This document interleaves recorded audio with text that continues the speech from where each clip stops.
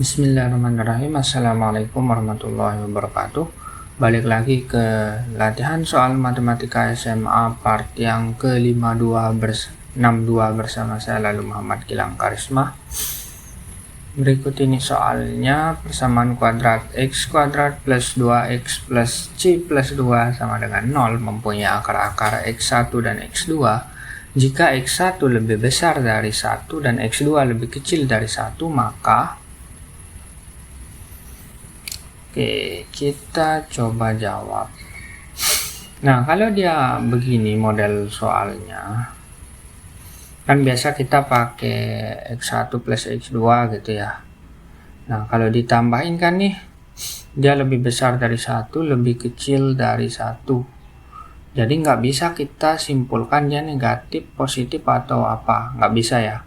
Kalau perkalian juga nggak bisa. Karena bisa saja nih yang lebih kecil dari 1 ini 0, terus 0 kemungkinannya, sama min juga kemungkinannya. Jadi terlalu banyak kemungkinan. Nah, caranya itu kita tulis ulang aja nih. Kalau kita buat tulis akarnya itu x min 1, x min 1. Nah, gini harusnya kan kita tulis. Nah, tetapi sebelum itu coba kita lihat min 1, x min 1 kan kalau dia tandanya lebih besar dari 1, makanya gini harusnya. Nah, ini kan penulisannya. Terus x2 kan kita pindah ruas nih, satunya ke kiri, ini juga ke kiri, jadi seperti ini. x2 juga gitu, min 1 lebih kecil dari 0.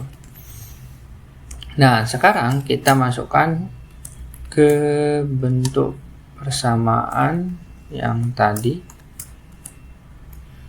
x2 min 1. Nah, kira-kira apa jawabannya nih? Dia lebih kecil dari 0, lebih besar, atau sama dengan? Nah, di sini kita lihat dia kan lebih besar dari 0 nih, positif jadinya ya. Terus yang ini lebih kecil dari 0, negatif. Kalau positif dikali negatif jadinya negatif, maka kita pakai 0.